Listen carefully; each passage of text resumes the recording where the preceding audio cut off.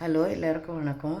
இன்றைக்கி நம்ம பார்க்க போகிறது பார்த்திங்கன்னா, பலாக்கொட்டையை வச்சு ஒரு வித்தியாசமான ஒரு பொரியல் ஒன்று பார்க்க போகிறோம்.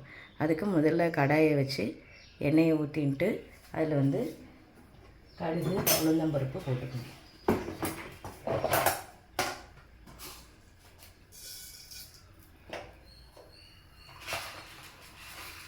கடுகு கொஞ்சம், உளுந்தம்பருப்பு கொஞ்சம்,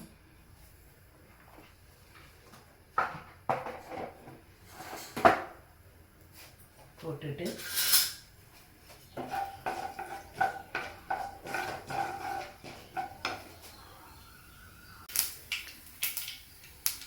பார்த்திங்கன்னா கடுகு உளுத்தம் பருப்பு நல்லா போட்டிருக்கோம், நல்லா கவர்ந்துருச்சு. அதில் வெங்காயத்தை நறுக்கி வச்ச வெங்காயத்தை போட்டுக்கணும்.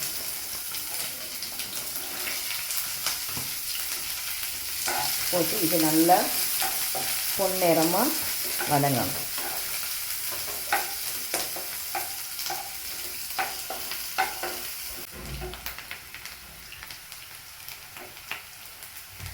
இப்போ வெங்காயம் நல்லா வதங்கிடுது. இது வதங்கிறதுக்கு முன்னாடி நல்லா வதங்கணும் அப்படின்னா கொஞ்சோண்டு உப்பு போட்டோம் அப்படின்னாக்க நல்லா சீக்கிரமாக நம்மளுக்கு வதங்கிடும். வெங்காயம் வதங்கிடுது. இப்போ நம்ம பலாக்கொட்டையை நல்லா உப்பு போட்டு நல்லா வேக வச்சு வடிகட்டி வச்சுட்டுருக்கேன். இந்த பலாக்கொட்டையை இப்போ அதில் நம்ம போட்டுக்கலாம்.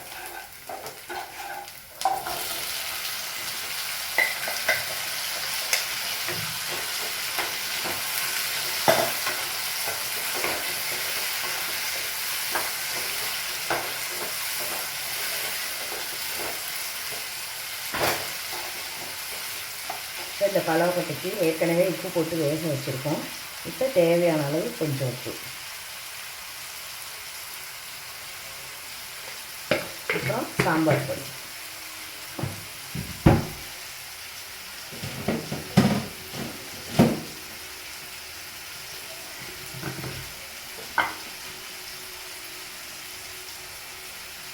ஒரு 1 ஸ்பூன் சாம்பார் பொடியை போட்டு நல்லா பச்சை வாசனை போக நல்லா கிளறி விடும்.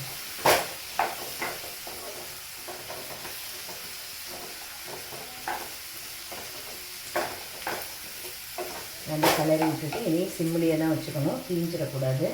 அடுத்ததாக இதுக்கு நல்லா இதை பச்சை வாசனை போனோன்னு தேங்காய் 1 ஸ்பூன் பெருஞ்சீரகம் இதை அரைச்சி ட்ரையாக அரைச்சி அதில் அப்படியே போட்டுக்கணும். இப்போ நல்லா பச்சை வாசனை போக அந்த பலாக்கொட்டை அந்த வெங்காயம் எல்லாமே நல்லா சேர்ந்து நல்லா பச்சை வாசனையும் போயிடுச்சு. இப்போ நம்ம அரைச்சி வச்சுருக்கிற இந்த தேங்காயும் பெருஞ்சீரகத்தையும் ட்ரையாக அரைச்சிருக்கோம், தண்ணி விடாமல், அதை இதில் போட்டுறோம்.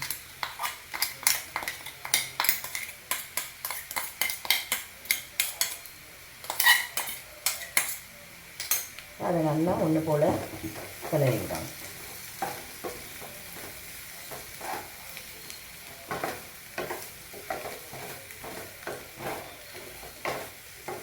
இது போட்டு ரொம்ப நேரம் நீங்கள் வதக்க வேண்டாம், சும்மா ஒரு 5 மினிட்ஸ்க்குள்ளே வதக்கினா போதும். இப்போ பார்த்தீங்கன்னா எல்லாமே நல்லா ஒன்று சேர்ந்துட்டு அரைச்சி வச்ச அரைச்சி போட்ட தேங்காய் எல்லாமே நல்லா ஒன்று கூடிட்டு, இந்த சமயத்தில் நம்ம கருவேப்பிலை நல்லா ஃப்ரெஷ்ஷாக உள்ள கருவேப்பிலையை கொஞ்சம் பிச்சு போட்டணும். அவ்வளோதான், சுவையான பலாக்கொட்டையோட பொரியல் நம்மளுக்கு ரெடி ஆகிடுது. தேங்காய் போட்ட அப்புறம் தீயாமல் பார்த்துக்கணும்.